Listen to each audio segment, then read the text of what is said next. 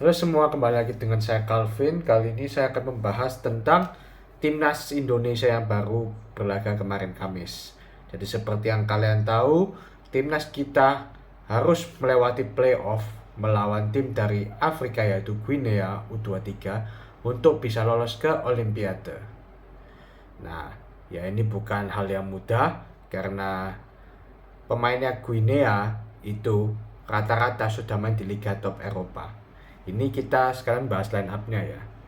Jadi line up-nya mulai dari Senegal, Guinea dulu. Itu mulai dari kipernya. Kita bacain ya. Namanya Soumalasila. Itu umur 20 tahun, main di Reims. Reims itu Liga 1 Prancis, bukan Liga 1 Indonesia, Liga 1 Prancis. Ligue 1. Ya, Kemudian Ibrahim Diakite, umur 20 tahun, main Stateless OG. Ini aku baca di Twitter ya. Aku dapat info di Twitter. Itu main di Liga Swiss. Liga Swiss cukup oke juga, walaupun bukan Liga Top Eropa tapi cukup oke lah. Saito Show, 21 tahun, main di Strasbourg. Itu di Liga Prancis. Jadi Sila main di itu posisinya kiper, Diakite itu right back kanan, Sow itu center back. Kemudian Mohamed Soma, umur 21 tahun, main di Gen. Gen itu Gen itu di Belgia, di Liga Topnya Belgia lah istilahnya. Posisinya back. Kemudian Madio Keita, itu umur 19 tahun, left back, back kiri, main di Auxerre di Liga Prancis. Liga Prancis satu Liga Top Eropa. Kemudian Isiaga Kamara, 19 tahun, central midfielder atau gelandang tengah, main di Nice. Nice itu di Liga Topnya Prancis. Kemudian Aguilbo Kamara, 22 tahun, central midfielder, pemain tengah, main di Athens. Itu Liga Yunani. Ya, situ. Nah, ini yang paling terkenal mungkin beberapa penggemar bola tahu namanya. Namanya Ilaix Moriba. Itu umur 21 tahun, pemain tengah, itu main di Getafe. Getafe itu di Liga divisi utamanya Liga Spanyol. Dan Liga Spanyol itu salah satu liga yang prestisius di 4 besar Liga Top Eropa selain Inggris, Jerman, Inggris, Spanyol ya. Spanyol, Jerman, baru Itali. Kemudian Ousmane Camara, umur 22 tahun, striker, main di Annecy, itu di Liga Prancis. Aga Ismeba, 21 tahun, striker, main di Olympiakos. Olympiakos itu Liga Yunani. Itu berkali-kali juara Liga Yunani, jadi ini tim hebat. Dan Facinet Conte, 19 tahun, striker, main di Bastia juga Liga Prancis. Itu starting line up-nya Guinea 4-3-3, main formasi 4-3-3 gitu. Kemudian dari Indonesia starting line up-nya Hernando Ari yang seperti kalian tahu main di Persebaya di Liga 1, Ferrari main di Persija, kemudian Nathan Choaon, nah ini pemain diaspora, ini main di mana ini? Eredivisie Heerenveen. Jadi dipinjamkan dari Swansea. Heerenveen, dia Liga Belanda, Eredivisie, oke lah. Kemudian ada Komang Teguh. Komang Teguh ini main, ya ini pemain Liga 1. Dia main di Borneo FC yang barusan juara itu. Masa juara Liga 1. Ini kok agak nyantet ya.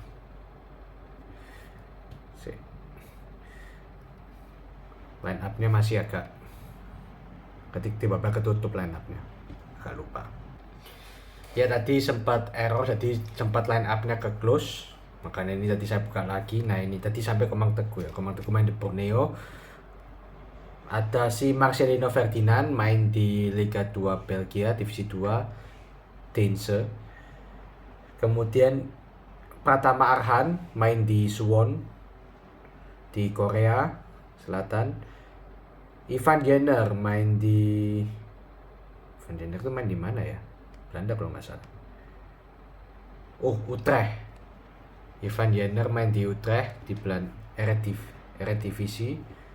Kemudian Bagas Kava main di Barito Putra Liga 1. Kelly Stroyer main di Persik Kediri Liga 1. Rafa Strijk main di mana ini? Belanda. Di Den Haag ya, umur 21. Dan Witan Sulaiman ini sebelumnya main di luar, sekarang main di mana ya, aku lupa. Di Liga 1 aku lupa klubnya apa. Witan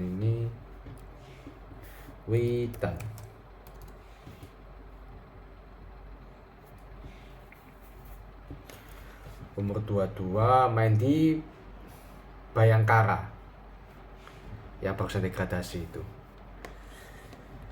3-4-2-1 formasinya. Ya, kita ke pertandingannya sekarang. Jadi babak awal itu Indonesia sudah agak keteteran. Jadi mereka sempat mengancam, cuma belum sempat nembak. Jadi sempat ya paling ke pertahanan lawan gitu aja. Tapi selebihnya Guinea yang menyerang dan Guinea apesnya Indonesia dapat kena hukuman penalti. Jadi Guinea dapat penalti karena Witan dianggap menjatuhkan lawannya Guinea itu. Sajane ya kalau dilihat ya mungkin agak diving juga ya. Soalnya tapi mungkin katanya komentator bolanya di sana ada gerakan tangan apa gitu dari Witan yang menjatuhkan lawan. Jadi kalau bilang penalti ya mungkin 50-50 lah, bisa penalti bisa enggak. Tapi akhirnya wasit dengan tegas dari awal langsung penalti. Dan itu sempat diprotes sama coach sama apa, tapi ya keputusan wasit tidak bisa diubah. Dan Ilaix Moriba posisi cetak gol di menit 29 penalti. 1-0. Indonesia tampil lebih agresif ya sejak itu, mencoba menyerang, tapi di babak pertama Guinea masih agak kendali. Dan masalah kita adalah fisik, posturnya kita. Jadi kelihatan banget bahwa kita kalah body sama Guinea menang fisik. Half time 1-0. Nah ya sebenarnya ya Guinea ini kalau di atas kertas kan kelihatan menakutkan, maksudnya banyak pemain dari Liga Eropa yang barusan saya bahas. Tapi sebenarnya mereka itu terakhir kali main itu 1 tahun yang lalu sebelum lawan Indonesia. Jadi match fitnessnya itu hampir sangat tidak ada, dan kekompakan timnya itu kurang. Jadi kelihatan banget Guinea ini mengandalkan skill individu. Jadi ya, dan banyak salah end passing juga.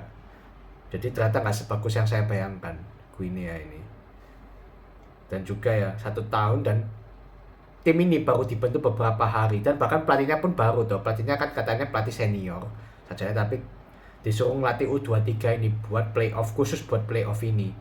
Jadi ini tim yang betul-betul baru dibentuk berapa hari gitu. Jadi sebenarnya kita punya kesempatan untuk menang. Jadi babak kedua aku sedikit lebih optimis. Dan ternyata ya kita nggak mengecewakan loh. Kita bisa menyerang, kita bisa kasih peluang. Bahkan sempat membahayakan heading yang meleset itu. Sehingga kasihan itu Witan. Jadi selain dia yang menyebabkan penalti, dia juga harus dapat jahitan di kepala ya. Itu kalau nggak salah babak pertama atau babak kedua aku lupa. Karena dia betul bukan sama pemain Guinea. Jadi langsung kepala, tapi kan kenapa dia kayak pakai ada perban dan kepalanya kayak sorban gitu. Ternyata itu cedera, habis ada jahitan di kaki. Jadi di kepala sebagian sini kalau nggak salah. Jadi itu sakit. Maksudnya jahitan itu. Tapi hebatnya Witan, fighting spiritnya dia. Jadi saat dia sudah pakai perban pun dia masih berjuang. Dia masih bermain untuk timnas Indonesia, itu luar biasa sekali. Dia nggak menyerah.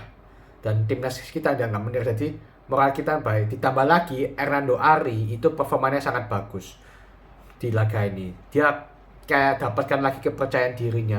Karena sebelumnya kan dia kan dibully. Akibat kalah sama Uzbekistan, dia blunder. Lawan Irak dia blunder, dikolongi lawan. Sekarang dia membuktikan bahwa ya dia kalau jadi kiper utama dipercaya bisa perform gitu loh. Dan ternyata dia bisa perform, dan Jadi backnya itu merasa tenang dan mereka berapa kali menyerang juga, tapi sayangnya gagal gitu ya, kurang dapat peluang bagus lah istilahnya. Tapi sempat berapa kali shooting sempat apa, jadi pemain cukup bagus. Kita we can melawan ternyata, we can fight against Guinea ya. Maksudnya kita bisa melawan, jadi kita nggak diopo-opo juga. Di babak kedua kita lebih bagus permainannya. Cuma sayangnya kita dapat penalti lagi, dan lebih parahnya lagi coach Sintayong di kartu merah. Ya sebenarnya coach Sintayong nggak perlu sih protes-protes sampai emosi gitu ya. Aku tahu memang maksudnya itu keputusan wasit merugikan, tapi akhirnya ya kayak berkat itu kita pun dirugikan. Coach Sintayong kan harus diusir dari lapangan, jadi ya nonton di tribun karena dapat 2 kartu kuning dan kartu merah ya, sayangnya sih. Cuma ya gimana lagi, dan syukurnya penalti kedua nggak masuk. Itu aku bingung ya, aku sempat lihat tuh nggak, kurang jelas apakah itu sempat diselamatkan sampai Hernando Ari atau nggak. Katanya sempat kena jarinya Hernando Ari yang ujung ini, harus baru kena tiang. Soalnya aku lihat cuma kena tiang. Saya coba benar, saya lihat di officialnya, oh nggak ada penjelasannya ya. Ya cuma namanya Algaisi Meba. Ini yang nendang penalti beda sama yang pertama ya. Yang pertama Ilaix Moriba gol, yang kedua Algaisi Meba gagal dia. Ya itu menaikkan semangat timnas.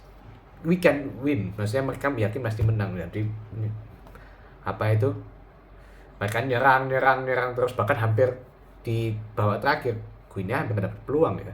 Karena end passingnya mereka juga buruk, dan ya wajar lah, ini tim baru dibentuk berapa hari dan 1 tahun nggak main, timnas U23 ini nggak main, jadi ya mungkin mereka masih kurang koordinasi. Beda sama timnas kita yang timnas seniornya main setiap hari, hampir tiap pekan, kemudian mereka juga main istilahnya. Yang maksudnya jadi timnas senior Indonesia itu juga main di U23, jadi kan mereka sudah kompak apa gitu, jadi harusnya kita bisa menang, tapi akhirnya kita kalah. Dan ya itu sudah prediksi sih, tapi aku bangga sih, makanya aku pakai baju timnas Indonesia.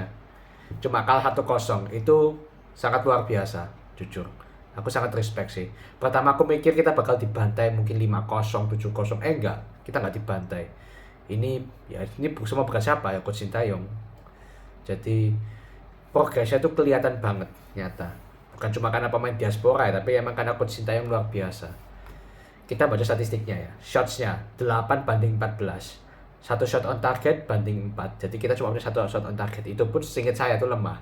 Jadi kiper gampang nangkap, kipernya Guinea.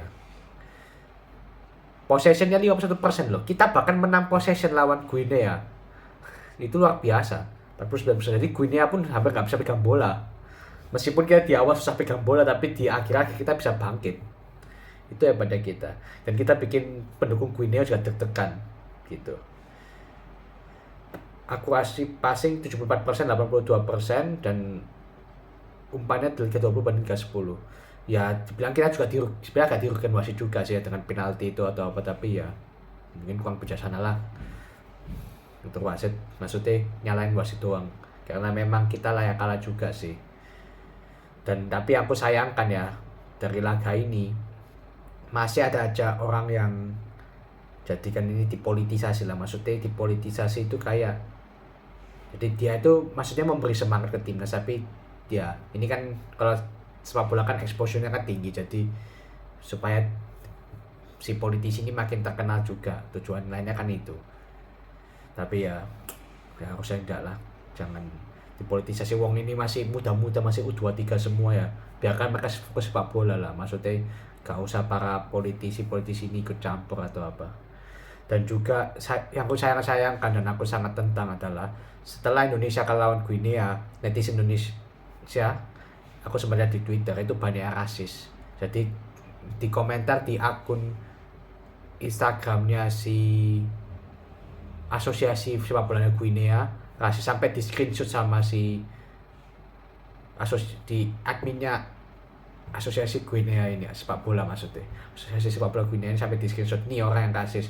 Ya kalau di translate bilangnya gini, ya lu mau ngomong apapun tetap kita yang lolos Olimpiade ya Guinea ya, itu fakta sih ya. Kita memang ya jujur masih belum layak lolos Olimpiade, gitu aja ya.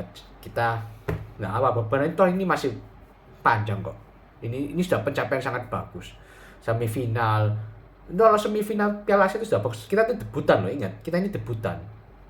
Ya Guinea juga debutan sih. Cuma ya kita pun nggak ada orang yang nyangka kita bisa ke semifinal. Bahkan banyak mungkin orang luar sana ngira kita bakal apa itu tersingkir di fase grup. Ternyata enggak. Kita bisa ngalahin Australia, Jordania, Korea Selatan, itu sudah bagus. Jadi ya apresiasi lah. Ini aku sangat hormat sama Coach Sintayong sama pemain timnas ini. Mereka give the best. Termasuk pemain Liga 1 yang aku dulu underestimate, ternyata cukup bisa perform, juga bisa sedikit mengimbangi pemain diaspora. Walaupun masih kelihatan kualitasnya jauh, tapi maka berusaha gitu loh. Ya kalau dari performanya dia itu masih sayangnya masih kayak egois. Cuma dia pun aku harap dia berubah karena dia talentanya sangat bagus dan dia selama ini sebelum itu dia sangat berkontribusi besar bagi timnas Indonesia yang senior. Jadi aku harap dia nggak egois lagi, nggak pingin show off ya. Pemain Liga 1 juga yang lain. Contoh lah pemain diaspora yang nggak mau show off ya, mesti main tenang apa gitu ya. Contohlah mereka jangan cuma ingin tampil apa egois. Jadi ya, pentingkan kepentingan tim dibanding kepentingan sendiri. Ya untuk adik-adik ini saya sangat apresiasi lah. Kalian lumayan kan, meskipun kalian tidak lolos Olimpiade kan bisa main di Paris setidaknya, walaupun ya itu lapangan Paris kayak tempat latihan ya dan tidak ada VAR, tapi ya sudah ya lumayan lah kita bisa mencicipi tanda kutip Olimpiade lah, dan mungkin siapa tahu ke depan kita bisa lolos Olimpiade, who knows. Ya ini prospek bagus sih bagi timnas kita dan harus apresiasi ya, jangan ada yang menghujat pemain apa, jangan kritik boleh tapi jangan menghujat, oke? Ya itu saja sih dari saya. Ya ini juga sekaligus akhir bagi video saya untuk timnas U23 ini di Piala Asia sama playoff ini. Ya setidaknya respect lah, kalian itu tersingkir dengan kepala yang tegak lah, yang tersingkir dan terhormat, nggak kalah 10-0 nggak apa, respect. Terima kasih sudah menonton.